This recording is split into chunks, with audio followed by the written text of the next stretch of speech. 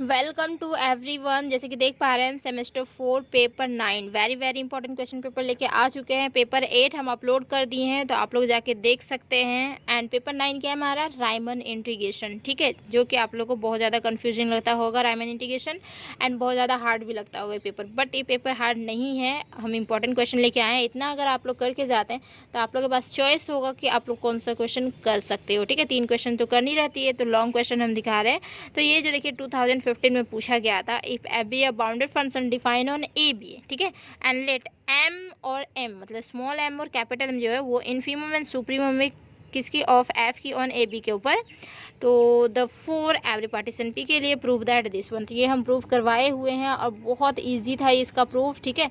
तो अगर आप लोग नहीं देखे तो मेरे चैनल में जाके देख लीजिए, इसका प्लेलिस्ट बना हुआ है, चैप्टर 1 ही है ये हमारा, ठीक है।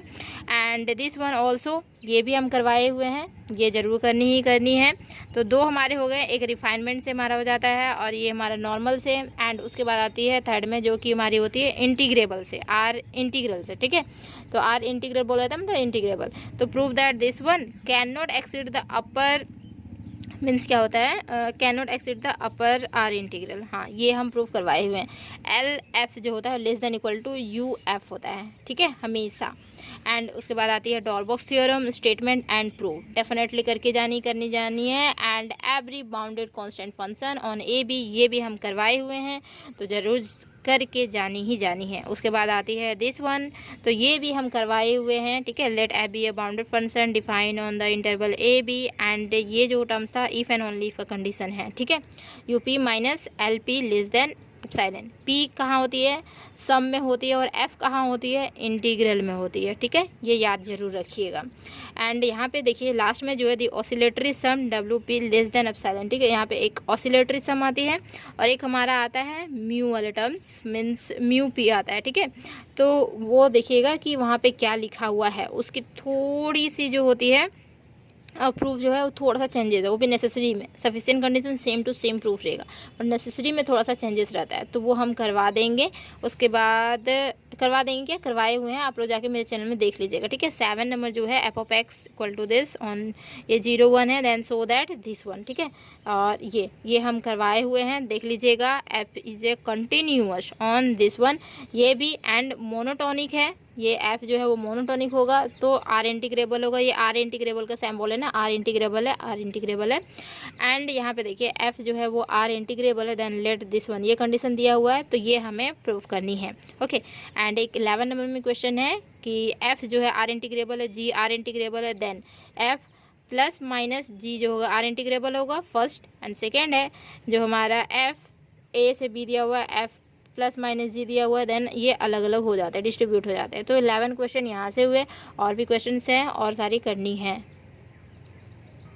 अब आते हैं 12 नंबर, जो कि क्वेश्चन है price wise continuous function. Price wise continuous function, उसके डिफिनेशन डेफिनेटली देखिएगा, और उससे रिलेटेड छोटू सा थ्योरम है, वो थ्योरम हम करवा देंगे, वो भी देख लीजिएगा, ठीक है। नहीं तो अगर आप लोग अभी करना चाहते हैं तो ये डायरेक्टली लिखिएगा, ठीक है, सर्च में, एंड बाय सुष्मिता शर्मा लिखिएगा, आ जाएगा। हम करवाए हुए हैं, पिछले ईयर्स हम करवाए हुए, तो डेफिनेटली सारा आ जाएगा। इफ़ एफ जो है R integrable, g R integrable, f g b जो होगा वो आर इंटीग्रेबल होगा, देख लीजिएगा, ठीक है। ये and state and proof fundamental theorem of integral calculus, definitely करनी है। State and proof first mean value theorem, ये भी करनी है।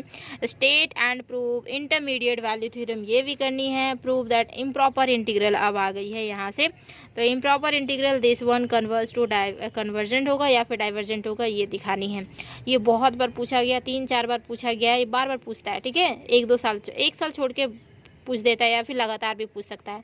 तो पिछले बार भी पूछा, उसके पिछले बार भी पूछा, ये हमेशा पूछता है, तो ये डेफिनेटली इसको करके ही जानी है। एंड 18 नंबर देखिए, कन्वर्जेंसी निकालनी है, कन्वर्जेंट होगा या डाइवर्जेंट होगा, टेस्ट करनी है। तो 1 2 3 4 5 6 क्वेश्चन हम दिए हुए हैं, 6 क्वेश्चन को डेफिनेटली करके जाइएगा, बहुत ईजी लगेगा आप लोगों को कन्वर्जेंस निकालना, डाइवर्जेंस निकालना। अगर नहीं आता है तो मेरे चैनल पर ही जाइएगा और फिर ये क्वेश्चन को लिख दीजिएगा, डेफिनेटली आ जाएगा आप लोग के सामने। उसके बाद आती है 19 में देखिए म्यू टेस्ट। म्यू टेस्ट भी हम करवाए हुए हैं, म्यू टेस्ट भी देख लीजिएगा कैसे म्यू टेस्ट से कन्वर्जेंस और डाइवर्जेंस निकाला जाता है। एंड उसके बाद आती है डिरिचलेट टेस्ट, ये भी हम करवाए हुए हैं। बीटा गामा फंक्शन का सारा प्रॉपर्टीज़ करवाए हुए हैं, बट उसमें से कुछ गिना चुना प्रॉपर्टीज़ हम लिए हुए हैं, जो कि यहाँ पे दो प्रॉपर्टीज़ हैं, एंड यहाँ पे दो प्रॉपर्टीज़, चार प्रॉपर्टीज़, दो बीटा का प्रॉपर्टीज़ है, दो गामा का प्रॉपर्टीज़ है, ठीक है। गामा का सिंबल ये होता है। तो ये चार प्रॉपर्टीज़ अगर करके जाते हैं तो चार में से ही आ जाएगा, ठीक है। ये देखिए बीटा एम एन जो लिखा हुआ है ना, दिस इक्वल टू ये रह सकता है, या फिर beta M N this equal to ये रह सकता है, ठीक है। तो एग्जाम में ज़्यादा से ज़्यादा एम माइनस वन रहता है, ठीक है। n-1 ज़्यादा नहीं रहता है। तो ये देख लीजिएगा, ये दोनों आपस में इक्वल ही होता है। ऐसा नहीं कि आप कंफ्यूज हो जाओ कि ये अलग प्रॉपर्टी कहाँ से आ गई, अलग नहीं है, यही सेम है, ठीक है। एंड लास्ट में आती है Kochi criterion for uniform convergence, ये देखनी है स्टेटमेंट एंड प्रूफ, ठीक है। तो 22 हो गए और थोड़ा क्वेश्चन है बस, और ये 3 क्वेश्चन है, ठीक है। Prove that the sequence this one, तो ये हमारा सीक्वेंस इस तरीके से दिया हुआ है, ये है हमारा कन्वर्ज यूनिफॉर्मली इन किस में 0 और 1 पे। And find the radius of conversion this one, ये निकालना जरूरी है। और कोची हेडामार्ड थ्योरम, ये थ्योरम करनी ही करनी है, ये हमेशा पूछता है, हर साल पूछ देता है। लास्ट में 8 नंबर क्वेश्चन जो रहता है ये कोची हेडामार्ड थ्योरम ही रहता है, ठीक है। 20 मार्क्स का, कभी 10 मार्क्स का, 10 मार्क्स का रहेगा तो इसके साथ रेडियस डाल देगा, नहीं तो फिर ये 20 मार्क्स का डेफिनेटली पूछ देगा, ठीक है। तो thank you so much, best of luck for your exam. और इतना करके जाते हैं तो आप लोगों के पास चॉइस रहेगा, आप लोग कौन से क्वेश्चन कर सकते हैं। चैनल को जरूर सब्सक्राइब कीजिए, वीडियो को ज़्यादा से ज़्यादा शेयर कर दीजिए एंड लाइक करना ना भूलें।